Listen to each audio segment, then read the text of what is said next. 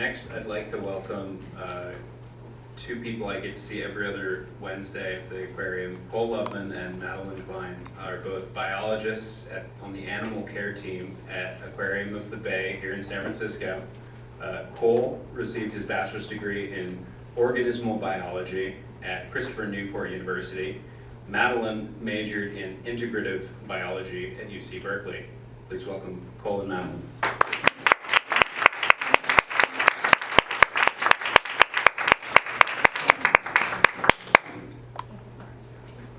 Thank you so much, Sam. And Cole's going to pop up right a little bit after me. And it's true what Sam said. I am an animal care biologist at Aquarium of the Bay. And I did want to give a little bit of context to what I do here. So I've got a couple slides. There we go. I've got some photos of myself. Some of my daily activities can range from chopping piles of seafood to taking a snake for a walk, trying to get stingrays to swallow vitamin pills to culturing jellyfish, tide pooling out at the coast, and sometimes scuba diving in our main exhibits. And when Sam first mentioned this event to me, I thought, what job could require more empathy than animal care? What we do here, we do it because we care about animals and we want the best for them. And our responsibility is to organisms that have really limited capacity to communicate their needs or their welfare state. And so the responsibility of an animal care professional is to anticipate and control environmental factors that could impact our animals. And we have to think of everything. So that's going to be temperature, salinity, lights, sounds, nitrates, phosphates, interactions between and among animals, and especially enrichment in order to encourage natural behaviors.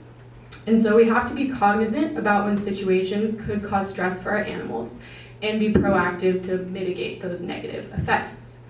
And by observing animals in the aquarium, I've really been able to start to understand their wild counterparts and imagine what their lived experiences might be like. So I wanted to show you a couple more photos. Where's the next one? There we go. That's the Port of Oakland, and that probably looks familiar to a lot of you. But it's kind of crazy to think about that in that very same body of water, you might see something that looks like this. That's a leopard shark and a broad-nosed seven-gill shark. And you might see something that looks like this. That's a bay pipefish. Same body of water. Kind of crazy. And so this job has made me constantly more aware of how human development alters the San Francisco Bay landscape and how that must impact the animals that are living in it. I have seen firsthand at the aquarium how even the smallest changes can cause stress to our animals. And some stress is a really healthy part of an animal's life. But shipping lanes make a lot of noise. Illegally anchored watercraft tear up acres of eelgrass in the bay every year, and we have started to see the effects of climate change on our weather patterns and waters.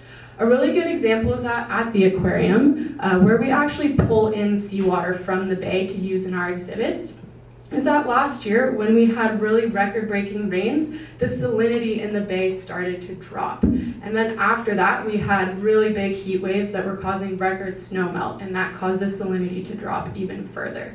And so what we did at the aquarium was we added hundreds of pounds of salt into our exhibits to maintain safe salinity for our animals.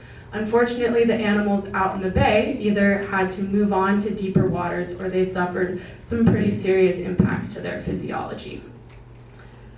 And so here at the aquarium, I've been able to really see how they represent their relatives in the bay and throughout the West Coast. And so empathy not only influences my decisions in providing the best husbandry possible for our animals, it is of course the main reason why zoos and aquariums exist. The animals at the aquarium inspire empathy throughout the community for their native animals in our wild spaces that they occupy. And so by having that window into the murky waters under the bay where you might not usually be able to see, we're able to see how much vibrant life is under there. And I really hope that when people are able to see what's under the bay and understand what's out there, they can have more empathy for that space and more commitment to protecting it. Thank you guys. Now Cole's going to talk a little bit.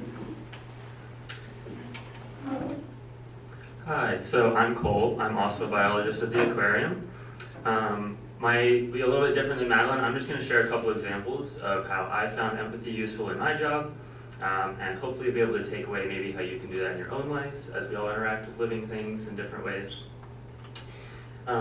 So there's a picture of me on the boat doing work. Madeline and I were both on a boat trip in this one. I won't talk about my job tasks, she already covered that. But I will talk about my job itself. My job requires empathy in every choice I make. Madeleine talked a little bit about temperature, salinity, and all of that is important, but there's so many decisions we're making constantly. So diets, adding new animals, taking animals away, these are all things that we control, and we have to consider how they're going to respond. And that gives us a really good look, an intimate look, into the stressors they face. Sorry, give me one second. My first example that I'm going to talk about is a really obvious stressor. In captivity, there's limited space. So when we're thinking about, like I said, adding animals, changing factors, we have to keep that in mind. So some animals might not get along for various reasons. Predator and prey won't end very well for one of them. Some are social species, some are solitary, and some might just not be friendly, right? And the biggest tie that I have to that in the bay is, like Madeleine mentioned, with shrinking eelgrass habitat. As those habitats shrink, those animals run into the same problems. They're going to run into conflicts with their own species, they're going to run into new predators, new prey, good or bad, and that's something that they can't fix for themselves. I can control how my animals respond and interact and move them around, etc. Wild species can't do that. My second example is much more obvious and much more relevant to this conversation, and it's climate change. So with rising ocean temperatures, we experience those at the bay as well, at the aquarium as well, because like Madeleine said, we use filtered bay water. So animals like this that are from California are used to cool, temperate waters. They're used to relatively stable conditions. And so when things even rise like a degree Celsius, which is like roughly 2 degrees Fahrenheit, they start to really feel impacted, both large and small. In the aquarium, thankfully, we can use things like chillers and medications to help animals when they start to act strange, go off food, or maybe get more susceptible to parasites or diseases with their immune systems weakened. But out in the wild, that's not an option, right? There's not a 24/7 veterinary team on hand ready to help them out.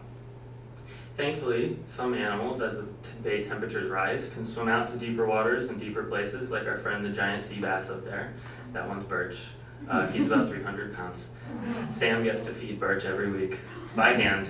Not to brag, sorry Sam. But smaller species, like these guys, sea urchin, a little sculpin in the center, and then a red octopus, can't do that. They're animals that are too small to swim deeper, or they rely on specific habitats. An urchin doesn't move very quickly, right? And so animals like that really face consequences. And so getting to work up close with them and seeing their responses to those stressors every day has given me a really good insight as to how animals can't deal for themselves when things become that level of problematic.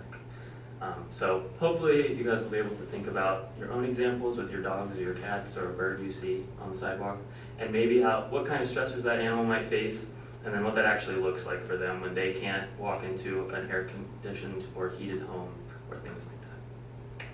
Thank you.